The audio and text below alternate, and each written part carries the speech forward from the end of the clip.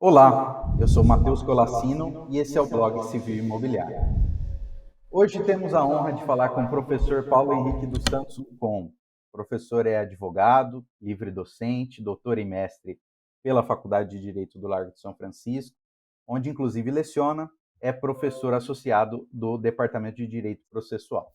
O professor também dispensa maiores apresentações, mas é autor de inúmeras obras jurídicas. Eu cito aqui exemplificativamente a obra Relação entre Demandas, publicada pela editora Gazeta Jurídica, um livro também absolutamente brilhante e muito recomendado aqui por esse blog.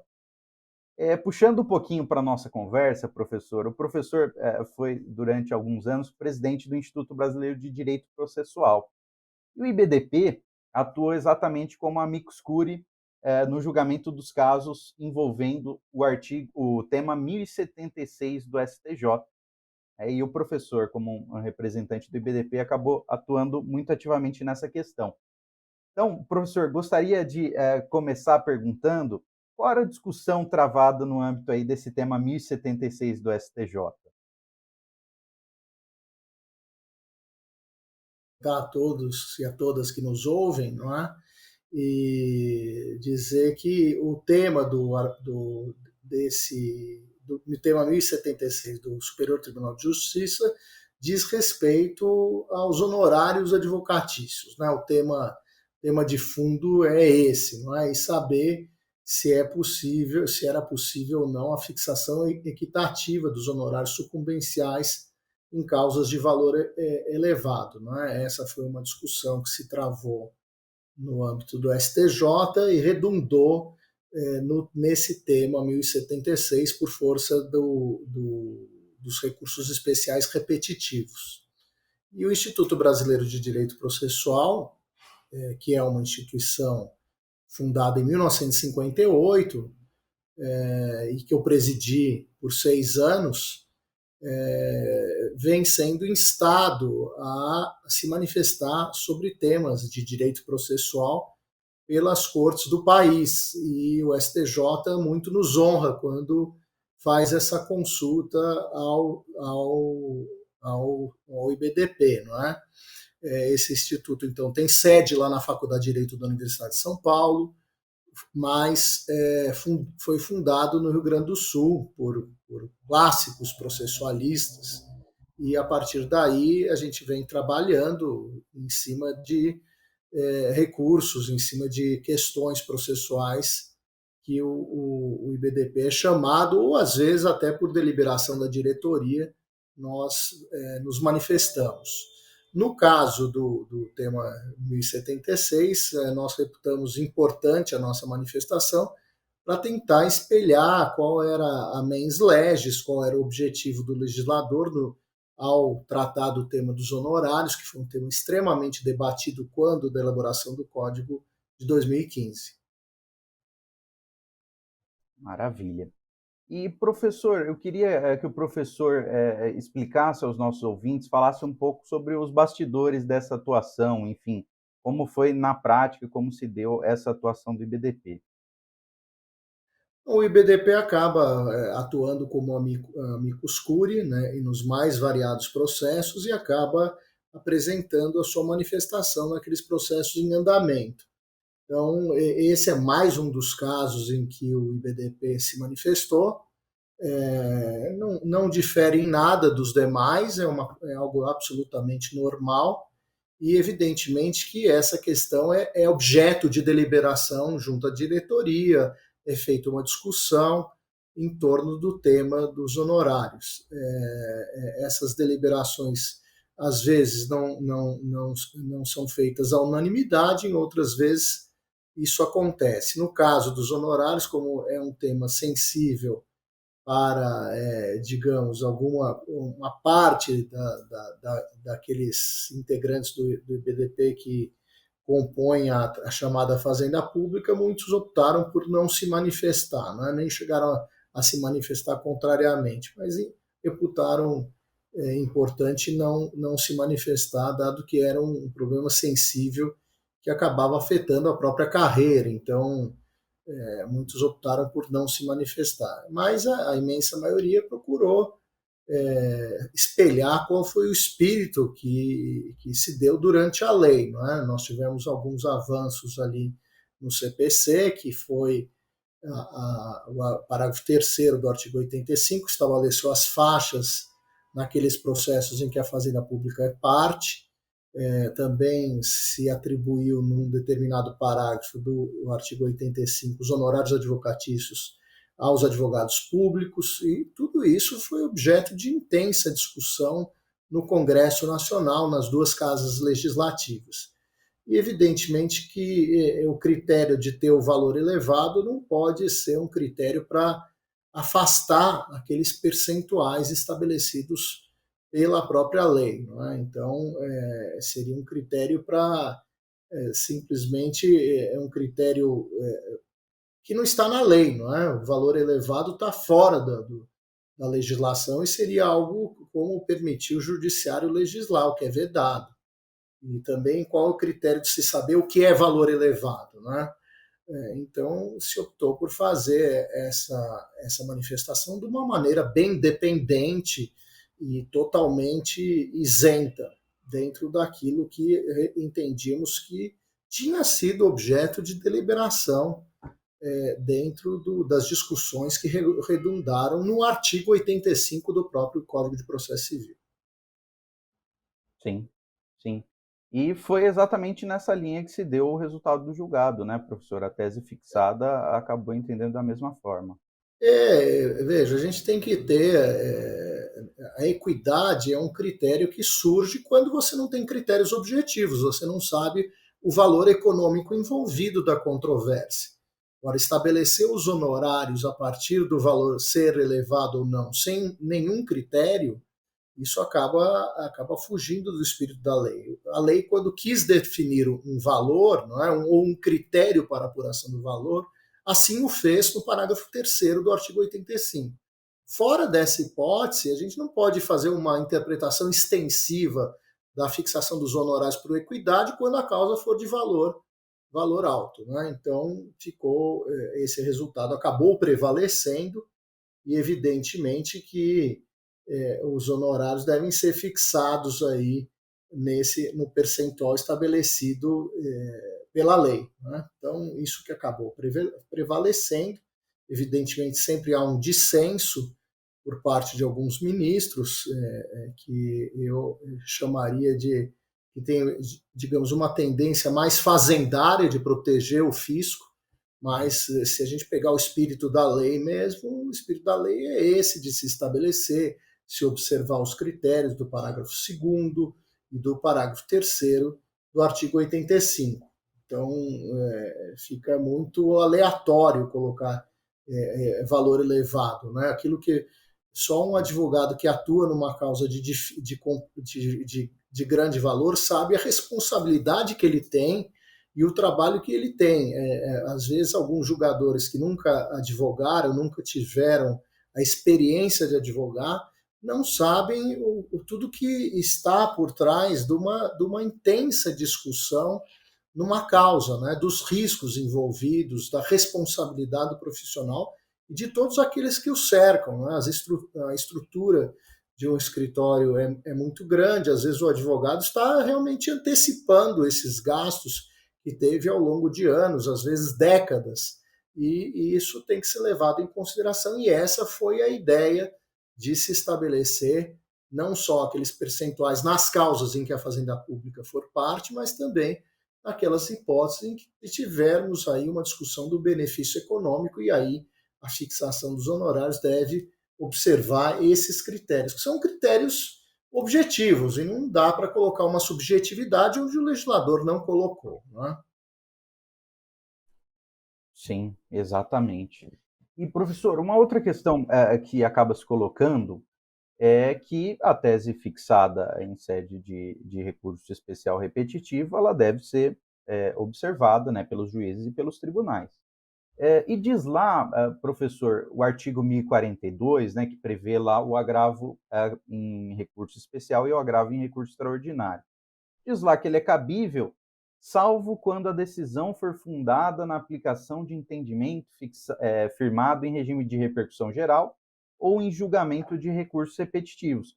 Então, a princípio, professor, essa questão nem deve subir outras vezes ao STJ.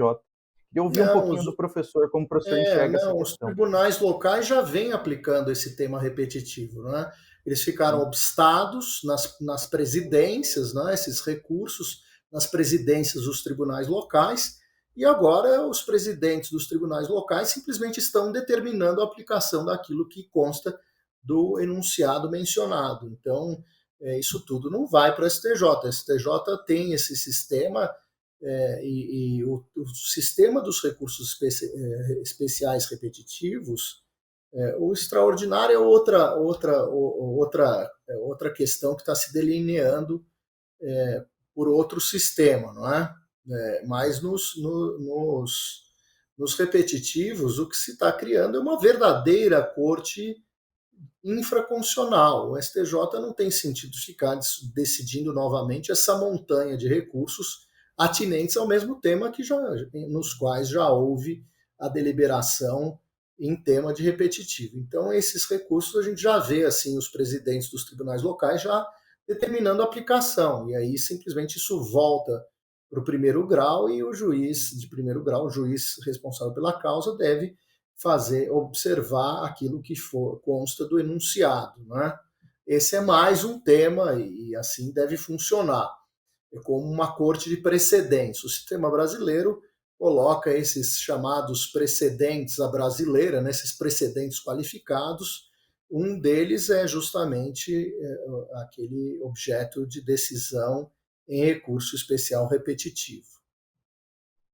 sim, sim. E, professor, eu faço essa indagação porque, tempos depois, a ministra Nancy Andrighi, que inclusive foi voto divergente naquela ocasião, ela afirmou, e aqui eu abro aspas, nós vamos ver muita dor, nós vamos ser chamados logo, logo a reanalisar essa questão. Mas, por outro lado, a gente teve, inclusive, recentemente, uma alteração legislativa, né, que inseriu o parágrafo 8º-A, que diz, e aqui abro aspas, né, na hipótese do parágrafo 8º desse artigo, para fins de fixação equitativa de honorários sucumbenciais, o juiz deverá observar os valores recomendados pelo Conselho Seccional da OAB, a título de honorários advocatícios, ou o limite mínimo de 10% estabelecido no parágrafo 2º, aplicando-se o que for maior. Então, o professor projeta que realmente esse entendimento veio para ficar.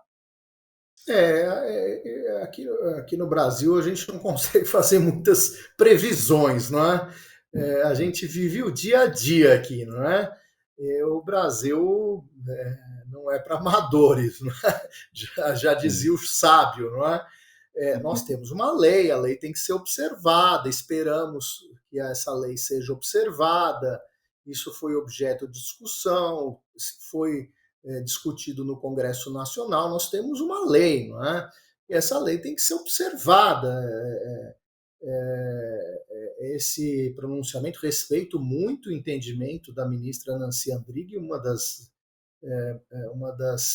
principais autoridades quando aprecia o processo civil no país, né? Seus acórdãos são sempre objeto de extrema reflexão, mas aqui, nesse caso em específico, eu diria, olha, aqui nós temos a lei, nós temos que observar essa lei e esse parágrafo 8º-A do artigo 85 só veio a reforçar aquilo que já estava na lei, não é? Que nós temos que observar os percentuais fixados no parágrafo 2º do artigo 85 ou a tabela da Ordem dos Advogados do Brasil, aquilo que foi fixado como um parâmetro.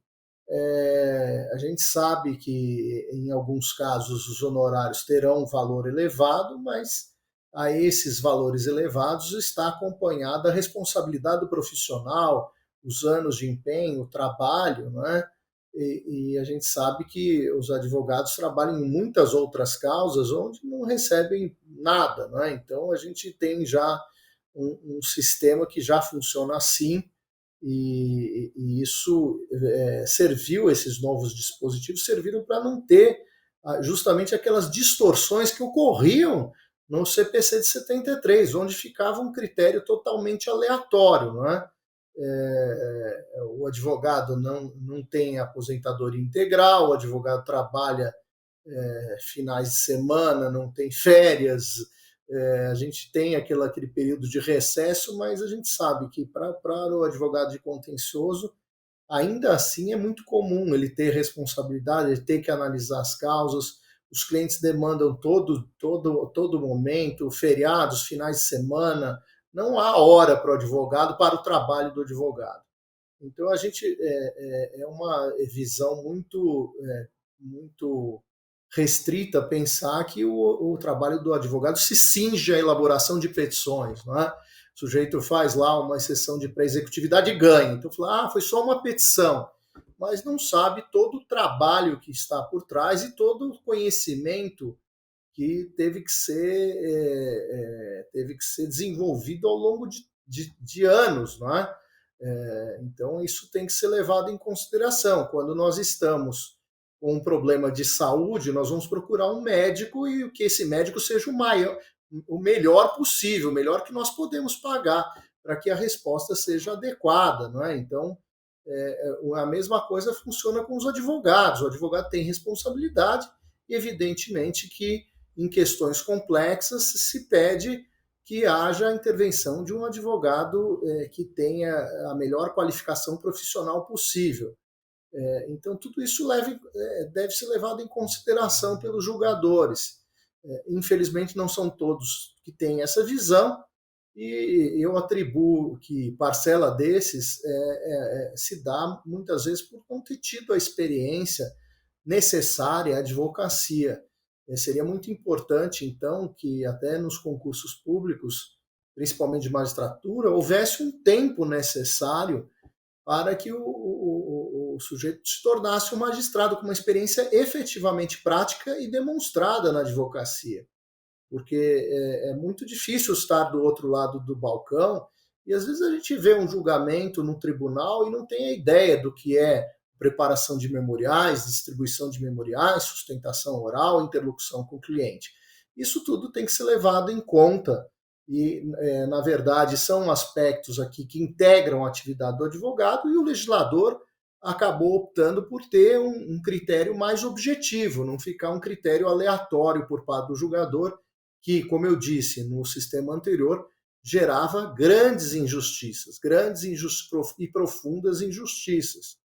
Eu mesmo já fui, como advogado que sou há mais de 30 anos, já me senti extremamente injustiçado por fixações aleatórias e totalmente desconexas com o benefício, com a discussão de fundo. Então, isso tudo, essa ideia da discussão do CPC, tudo isso foi objeto de debate, não é? Foram 6 meses de discussão na Comissão de Juristas instituído pelo Senado, depois 3 meses no Senado, depois 3 anos e 8 meses na Câmara dos Deputados. Então, essa lei existe e, como tal, nós teremos que respeitar, senão nós cairíamos naquela velha frase de Piero Calamandrei, dos juízes legisladores, e é aquilo que justamente nós não queremos, e os juízes legislem. Professor, novamente, nosso muito obrigado. Foi uma honra imensa recebê-lo aqui. Agradeço imensamente pela sua participação. Olha, eu que agradeço, uma honra para participar desse evento e desse blog, e sempre quero me colocar à disposição dos colegas para elucidar os temas de maior relevância para o direito processual civil brasileiro. Muito obrigado, até mais. Obrigado, muito obrigado a todas e a todos.